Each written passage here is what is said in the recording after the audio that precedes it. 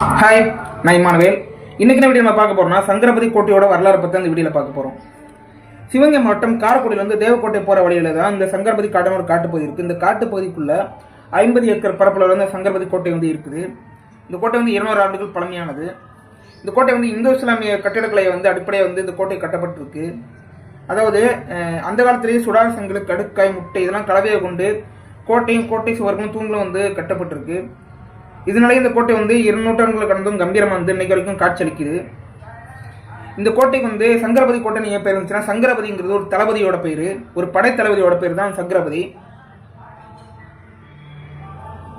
தொண்டி சேர்ந்த ஒரு முஸ்லீம் ஒருத்தர் வந்து பார்த்தீங்கன்னா சேதுபதி மன்னருக்கு வந்து 200 குதிரைகளை வந்து பரிசளிச்சிருக்காரு. இந்த 200 குதிரைகளை வந்து பராமரிக்கிறதுக்காண்டி திறமையான ஆளை வந்து சேது மன்னர் வந்து தேடினாரு. அந்த காலகட்டத்தில் வந்து பார்த்தீங்கன்னா பெரும்பாலும் வந்து குதிரைகளையும் குதிரை படையிலும் வச்சிருந்தவங்க வந்து யாருன்னா முகமதியர் மன்னர்கள் தான். மைசூர் ஆண்ட சைதர் அலிக்கும் அவரோட மகனான திப்பு சுல்தானுக்கு வந்து சிவகங்கை சமஸ்தானம் அப்புறம் ராமநாத சமஸ்தானத்தோட நெருங்கி தொடர்பு இருந்து இருந்திருக்கு. சேது மன்னர் வந்து ஹைதர் அலிட்ட போய் என்னோட குதிரைகளை என்கிட்ட ஒரு குதிரை இருக்கு, அந்த குதிரைகளை பராமரிக்கவும் எனக்கு குதிரை படிக்க பயிற்சி அளிக்கவும் எனக்கு ஒருத்தர் வேணும் அப்படின்னு கேட்டதுக்காண்டி சங்கரபதி அப்படிங்கிற தளபதியை வந்து ராமநாத சமஸ்தானத்துக்கு வந்து ஹைதர் அலி வந்து அனுப்பி வைக்கிறாரு. இந்த சங்கரபதிங்கிற தளபதி வந்து மிக திறமையான வீரர். சேனைப்படை அப்புறம் குதிரைப்படையை வந்து பயிற்சி அளிக்கிற வந்து தேர்ச்சி பெற்றவர். உருது அப்புறம் தமிழ் மொழியை வந்து மிக திறமை கற்றுக்கொண்டவர். இந்த ஒரு கோட்டையில தங்கியிருந்து தான் வந்து குதிரைகளுக்கு வந்து போர் பயிற்சி அளிச்சார்னு சொல்லப்படுது சங்கரபதி தளபதி. அதனாலேயே இந்த காட்டு பகுதி இந்த கோட்டை பகுதியை வந்து சங்கரபதி கோட்டை அப்படின்னு பேர் வந்ததுன்னு சொல்லப்படுது.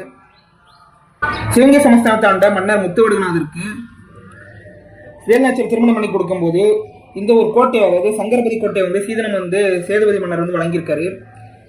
முத்துவடுகநாதர் வந்து கொல்லப்பட்டதுக்கு அப்புறம் சிவகங்கையை மீட்கிறதுக்காண்டி ஆங்கிலேயர்களை எதிர்த்து வேலுநாச்சியார் வந்து கிபி 1780 வந்து ஹைதர் அலி உதவியோட வந்து போர் செய்யறாங்க. அந்த ஒரு போர்க்காண்டி வந்து வேலுநாச்சியார் படை திப்பு சுல்தான் படை இந்த சங்கரபதி கோட்டை வந்து போர் பயிற்சி எடுத்ததாக சொல்லப்படுது. மருது பாண்டியர்கள் வந்து தங்கள் படை வீரர்களுக்கு வந்து வளரி பயிற்சி வந்து இந்த ஒரு கோட்டையில வந்து பயிற்சி அளிச்சாங்க அப்படின்னு வந்து விஷயம் வந்து இந்த சொல்லப்படுது. இந்த ஒரு கோட்டையில இருந்து காளைக்கோயில இருக்கிற காளீஸ்வரர் கோயிலுக்கும் திருமயம் கோட்டைக்கும் வந்து சுரங்கப்பாதை வந்து இருந்திருக்கு. கிபி 1800 இருந்து 1881 வரைக்குமே வந்து மதுரை இருந்து திருப்பத்தூர் வழியாகவும் அப்புறம் தஞ்சாவூர்ல இருந்து காரைக்குடி வழியாகவும் காளையர்கோயில் வழியாகவும் வந்து பார்த்தீங்கன்னா ஆங்கிலேய படைகள் வந்து சிவகங்கையை வந்து தாக்குனாங்க. அப்போ வந்து ஆங்கிலேய தளபதி மெக்கன் தலைமையில் ஆங்கிலேய படைகள் வந்து தஞ்சாவூர்ல இருந்து காரைக்குடி வழியா வரும்போது வந்து சங்கரபதி கோட்டையில இருந்த படை வீரர்களை வந்து தாக்குனாங்க. அப்போ வந்து அந்த சங்கரபதி கோட்டை வந்து கோட்டை குண்டுகளால் வந்து துளைக்கப்பட்டுச்சு. ஸோ அதுக்கப்புறம் வந்து இந்த சங்கரபதி கோட்டை வந்து அந்த போர்னால வந்து பாதிக்கப்பட்டு இடிபாடாயிருச்சு.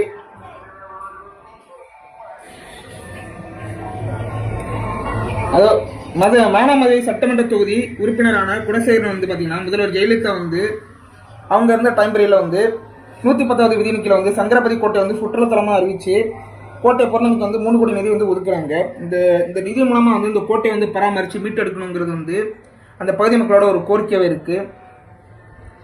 ஸோ இவ்வளோ வரலாற்று சிறப்பில் வந்து சங்கரபதி கோட்டை தான் சங்கரபதி கோட்டையோட வரலாறு. So thank you. வேறு வரலாறு பற்றின விஷயங்கள் பேசினா கீழே கமெண்ட் பண்ணுங்க, பிடிச்ச லைக் பண்ணுங்கள், ஷேர் பண்ணுங்கள், கமெண்ட் பண்ணுங்கள். தேங்க்யூ.